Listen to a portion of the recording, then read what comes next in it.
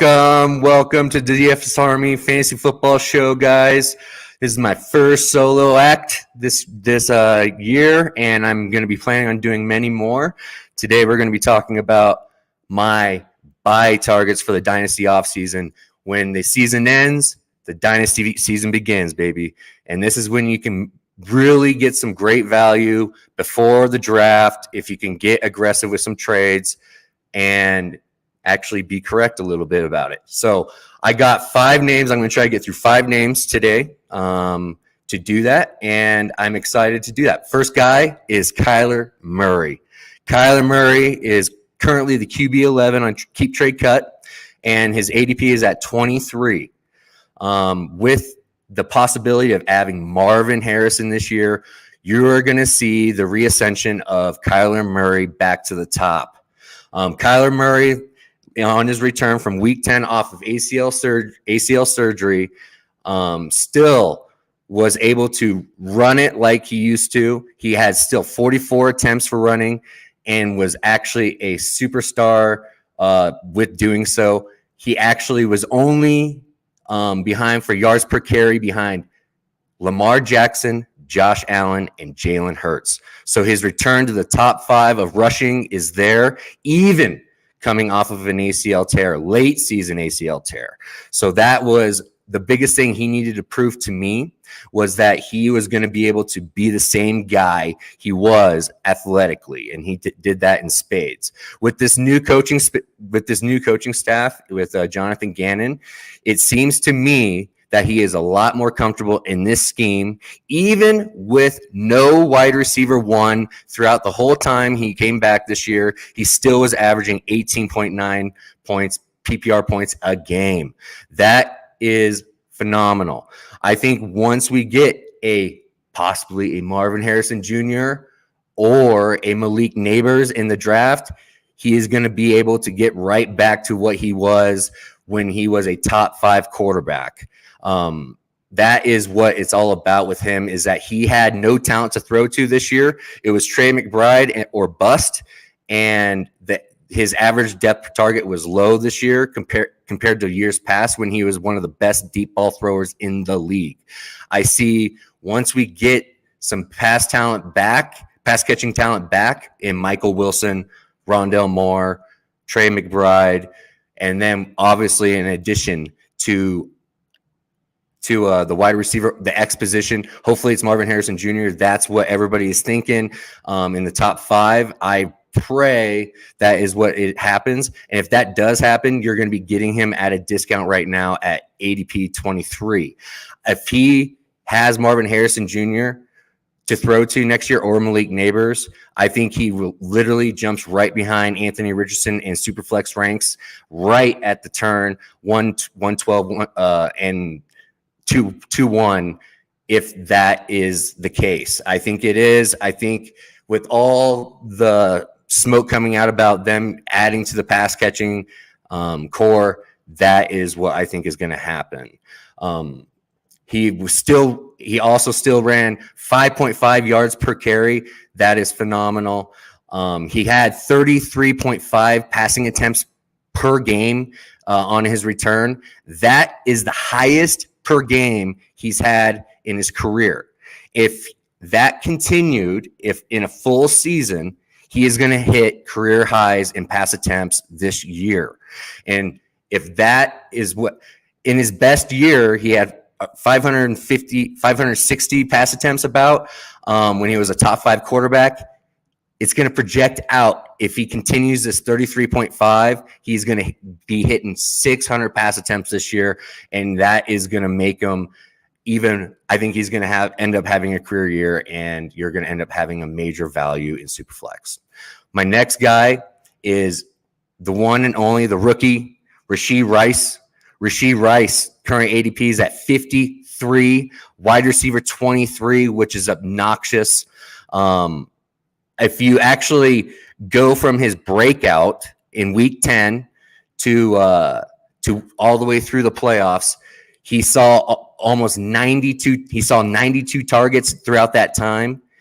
If he was averaging the same amount throughout the target share that he had into a complete season, you're going to see him ascend almost into the top 5 wide receivers in the league. I would be taking him above Brandon Ayuk in dynasty ranks on startups. It is clear to me that he is on the Tyreek Hill plan, where if you remember back with Tyreek Hill and Andy Reid, they slowly pushed him, got him going, and slowly gave him more of a route tree over the years. In this year, his ADOT was only 4.9. That's the only issue with him, is that the ADOT is a little low for my liking. But his yak from week 10 through the playoffs, he led the entire NFL with yak yards of almost over 600 yards of yak. That is incredible. I think he is going to be getting a bigger route tree next year, and I think Andy Reid is going to end up making this guy run deeper routes, which is what is key to him exploding next year. He can still keep doing the same exact thing, and you are going to still see him be able to get into the top 8, top 5 wide receivers throughout next year if he just does what he did this year. But with the Chiefs' plan, I can see that they're going to add on to his route tree, and hopefully they add on another pass-catching element that can actually help take some of the pressure away from Rashee Rice, because everybody knew towards the end of the year that they were funneling targets to Rashee Rice and Travis Kelce. Pretty easy to defend that, but with an addition of hopefully maybe a Troy Franklin, a Xavier Worthy, somebody with speed to go over the top to open up the intermediate routes, we can start seeing Rashee Rice becoming the guy that we all wanted, and I believe that is going to happen. I'm excited. I'm very excited to take him at 23. That's just obnoxious. He's going around names such as let me see here. Let me scroll down a little bit. Yeah. So he's going around names like Jordan Addison, Tank Dell, Jackson Smith and Jigba, Drake London. That's just obnoxious that he's even in the same tier as them.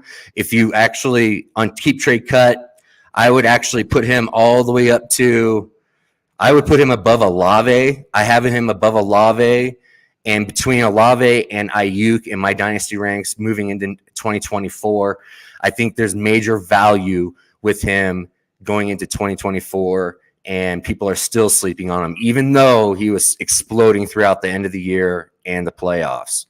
It's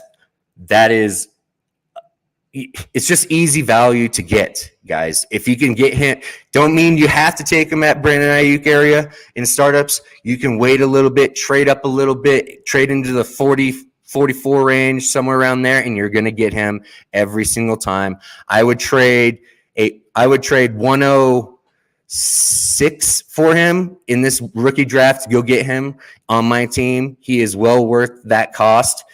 He is better than he's got a better opportunity than probably Rome Odunze. Rome looks like he's going to probably end up getting with the Tennessee Titans. A lot of smoke about them connecting them to Rome Odunze. So I would actually prefer Rashee Rice over Odunze just because of the elite connection with Patrick Mahomes. Jumping into the sophomore year, I think with Kelce getting older, they need to start shifting away a little bit and milking the father time clock with Kelce and start putting more of a load on the young man out of Houston. So get yourself some Rashee Rice. We just had a startup. I was heartbroken that I wasn't able to get Rashee Rice, but I got myself some Tank Dell instead. But let's get some Rashee Rice on your squads, guys, and the value is there. Let's get after that. Keenan Allen is my third guy. That's a deep dive. If you look at where he's going on Keep Trade Cut right now, he is literally wide receiver 43. 43. This guy was wide receiver 3 from weeks 1 through 12, and he ended up finishing as wide receiver 8 with missing out on 5 games at the end of the year.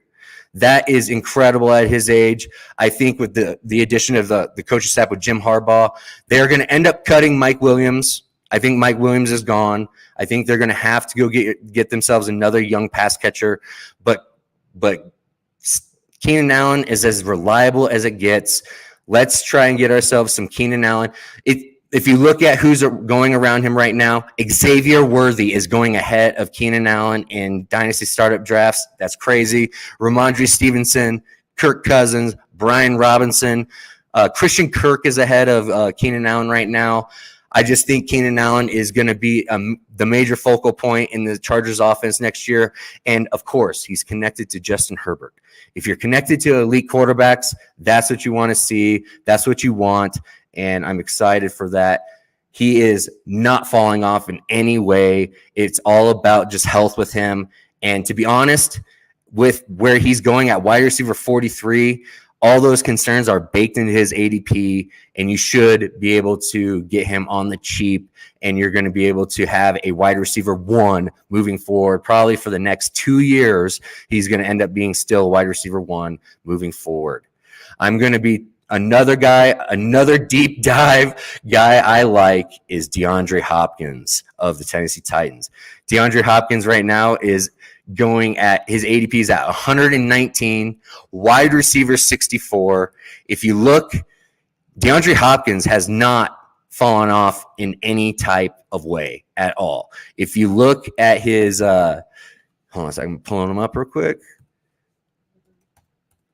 If you look at his yards per catch compared to what he was in the previous past, it's pretty simple to me that you're going to be able to see that he is absolutely the same guy that he was before.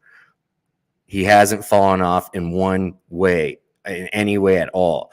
So when he was with the Cards, he was with the Cards in 2017 through 2020, and his yards per catch were 14.35, 13.63, and 11.2 during those years. With the Tennessee Titans, with that putrid pass offense, he was at 14.09 yards per catch. That is still the same exact guy. That is the guy that you can steal at the end of your drafts to fill in some flex spots. That's going to end up giving you wide receiver 1 weeks. He ended up wide receiver 22 this year with an offensive line that honestly didn't exist, and an offense that, let's just be honest, it was all about Derrick Henry. I think moving forward, Brian Callahan, that came from the Bengals, that supercharged pass offense with Jamar Chase and T. Higgins and company, you're going to see DeAndre Hopkins in the Chase role, and you're going to see DeAndre Hopkins ascend back to easily fringe wide receiver 1 numbers. And I just don't understand why he's going where he's going. The age is okay. He's 31 still. I still think you can steal him at, if you're paying what he's going at right now, you're going to end up getting more value out of him for going for it. That is a trade target for me. If you are fringe playoff guy or got knocked out of the playoffs early, he's an easy ad right now that you can go get, that will produce for you, that you could trust, and that he just hasn't fallen off. The guy is the same guy, and Will Levis loves to throw to him. Will Levis flashed enough to me last year with let's just be real.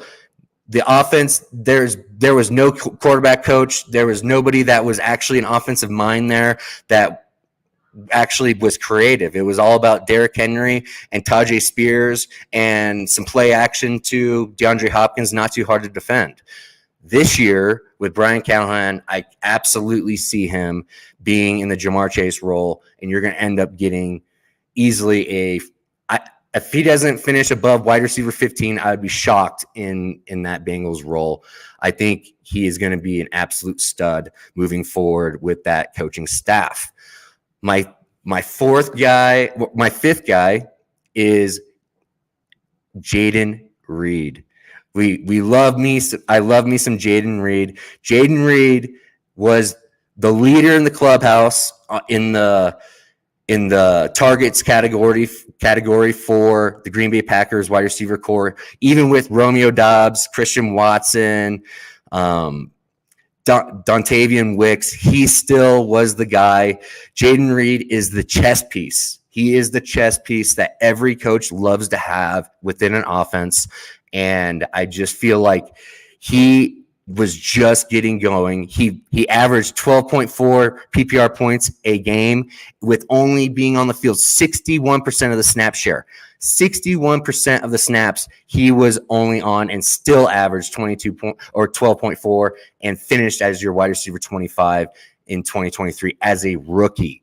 That is everything you're looking for as a nice building piece for anybody that is going to be getting into Dynasty startup drafts right now. You're going to be able to steal him. He's actually going quite close to Rashee Rice, a little bit behind him. If it's between the two, I didn't want to pick between the two because I actually like both.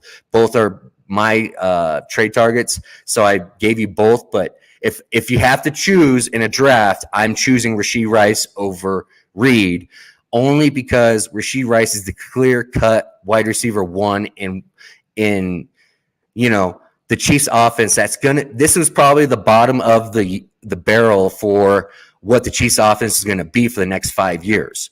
If you want to buy low on Chiefs, Patrick Mahomes, this is the year to do that. Moving forward, I feel with Rashee Rice ascending and adding more pass catching, you're going to see that offense absolutely click and go right back to the offense that we all loved in 2022, 2021, 2020. That is what we're going to be heading towards with Rashee Rice making the ascension, getting a bigger route tree, and adding hopefully a Troy Franklin or somebody fast that can help over the top. And we can get that. But with Jordan Love, you can see Jordan Love loved himself Jayden Reed. Every time he needed a little bit of a creative play, Jayden Reed was the guy. It was, he's the guy that the coaches want to manufacture touches for. And when they do that, they are literally telling you, hey, this is the kid that we want to actually move the chains, to have our creative spike plays, explosive plays. Those went to Jayden Reed. Romeo Doubs got more third down work than Jayden Reed, but Jayden Reed was the guy that actually he was the straw that stirred the drink for the Green Bay Packers, in my opinion. With Aaron Jones being 29 years old, injuries all the time, I think you're going to see Jayden Reed use his rushing ability a little bit more next year. He only had 11 rushing attempts for 110, 114 yards total, and for 2 touchdowns. I can see them giving him easily next year over 20, 25, 30 touches with Aaron Jones aging, and you're going to end up seeing he is going to be the guy. Christian Watson is kind of a one-trick pony, unfortunately. We wanted him to be more coming, but I just don't see him making the leap. I see injury after injury with that guy, and when that happens, I think Jayden Reed stepped up in a big way for the Green Bay Packers, and that's why Jordan Love identified him and became his blanket. He can do it all. He can run from the X. He can be slot. He can flank. He can be in the backfield. You're going to see him all over the place in 2024 moving forward, and you can grab him on the cheap around ADP of 55. You're going to be able to get him and be able to jump into a tier. If he doesn't make a jump this year, I would be absolutely shocked because of the creativity of the coaching staff of Matt LaFleur and Jordan Love. Jordan Love is extremely accurate with throwing the ball to him because the guy separates. He separates on the regular. The only thing that I think he needs to improve on is that his contested catch rate was not great. He only caught 11% of contested catches, and that is not cutting it. I think he'll work on that, and they will as a rookie, you always have something that you're weak at, and contested catch was his bugaboo. I think he needs to work on that, and once he does, he's going to end up exploding even more in the red zone where it gets tight, where he needs to wrestle the ball away from some DBs in the air. I think they will be working that all year long, and I think that's Green Bay Packers is one of the buys for me. Jordan Love is a screaming buy, and I think you're going to end up getting, if you jump on the train with the Green Bay Packers right now with how youthful this offense is, you're going to be very happy with your dynasty teams in next year, 2 years from now, because all those wide receivers are going to end up blossoming together with Jordan Love together as young players. And that's what this is all about in Dynasty. We want to be able to get in before explosions. That is my buy, my top 5 buys of the offseason Dynasty. Thank you for joining the DFS Fantasy Football Show. Please check out DFS Army, and you're going to end up seeing all of the winnings with MMA, golf. Golf season's upon us. Golf is DFS Army, one of the strongest sports DFS Army does with predictive. You're going to end up seeing tons and tons of wins with golf and MMA and NASCAR. It's a blanket for all daily fantasy sports. Please join, and you're going to end up winning some more money. And I appreciate everything. And enjoy your dynasty football offseason. Go buy some studs. Kyler Murray, Rashee Rice, Keenan Allen, DeAndre Hopkins, and Jaden Reed. Those are the names that you need to have in your head when you're in your startups. Thank you, and have a good day. Sheesh.